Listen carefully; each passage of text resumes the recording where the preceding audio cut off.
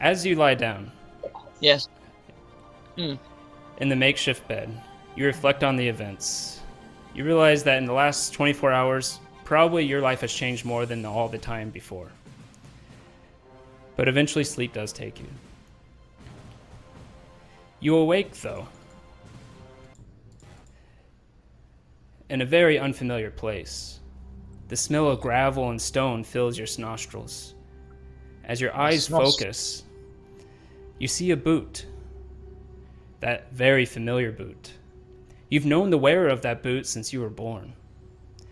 She tried to sacrifice you when you were a baby, but failed, and sacrificed your brother instead, all for that damn Spider Queen. You look up at Matron Baron Ray, head of your house. You realize, why do I have these memories? It's not you, you ask yourself. This isn't your past.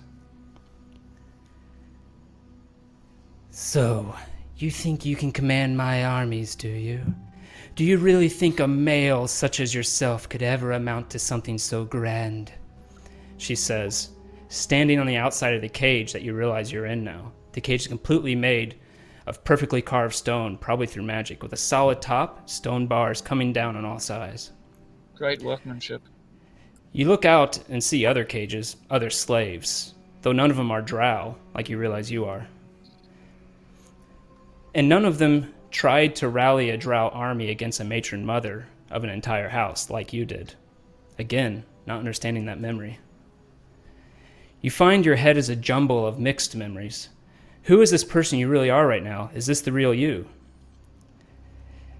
You see in her hand is a tentacle rod, a drow torture device, a long black rod with 3 tentacles coming out of it. You know the pain it can cause. You've used it yourself on prisoners. Answer me, she screams. What do you say or do? Hello. I'm having a little bout of amnesia. Can you tell me a little bit more about the question? I'm afraid I really don't.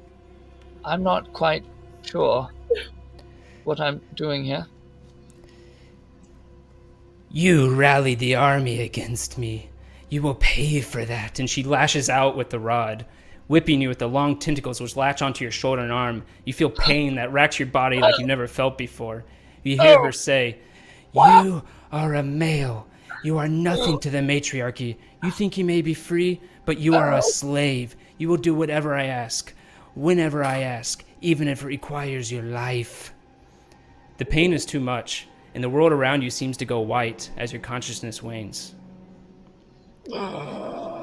You awake again in a very unfamiliar place. The smell of wood and black powder fills your nostrils. As your eyes focus, you see your capturer. Your stomach becomes uneasy as though the entire room is rhythmically rocking back and forth, as it does after being hit in the head. You can feel the blood from the last lash of the whip. You look down at your body, a different body, this time a drow female, and without clothes. You look through the iron bars, and you see yourself holding a whip. It's you, who you were but a moment ago.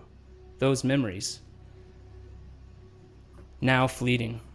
But now you are a drow woman in a cage. The drow man, who was previously you, holds the whip and says, "You are a woman. You are nothing to me. You think you may be free, but you are a slave. You would do whatever I ask, whenever I ask, even if it requires your life." You wonder why this fellow drow, now realizing you have different memories, one who escaped the matriarchy of the Underdark, would do this to you. You also escaped the Underdark and don't condone the matriarchy. You once again have a jumble of memories, wondering who is the real you. He continues, "If you are a woman," and he lashes out with the whip, hitting you again. "So tell me, what are you?" I'm a naked female dark elf as far as I can tell. I'm really... Incorrect. He hits you with the whip again. What are you? I don't These are Lift's memories.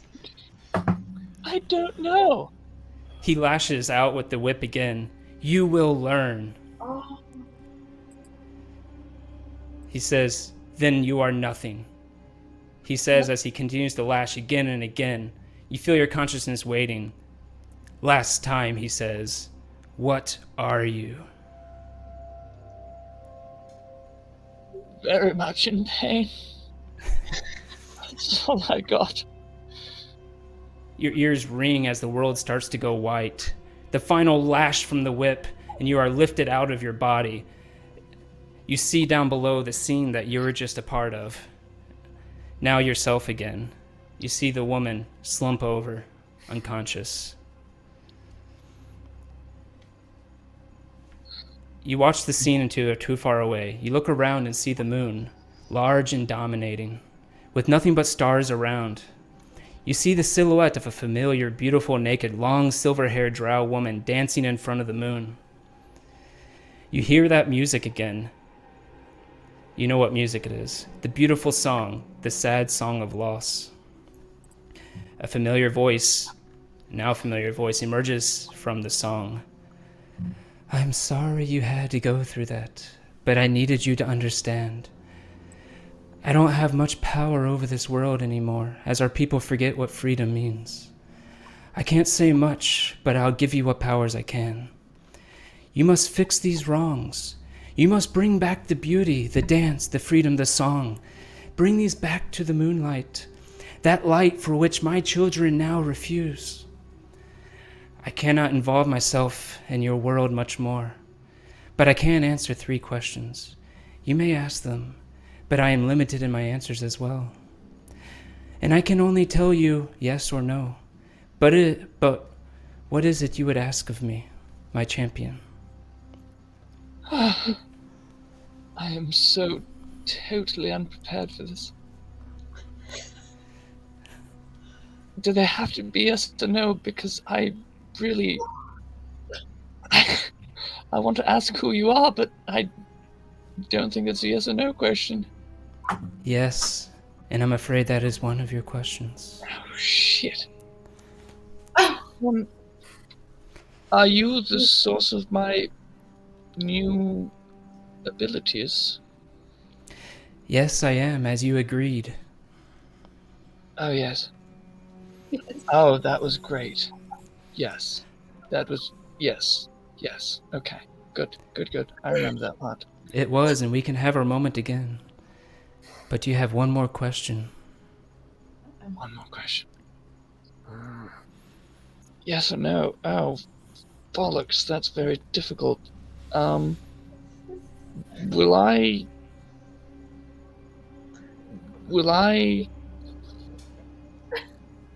know where to find you again? Good one. Yes. And I am always here. As her voice fades away, and you see her singing that sad song of loss as she fades into the moon.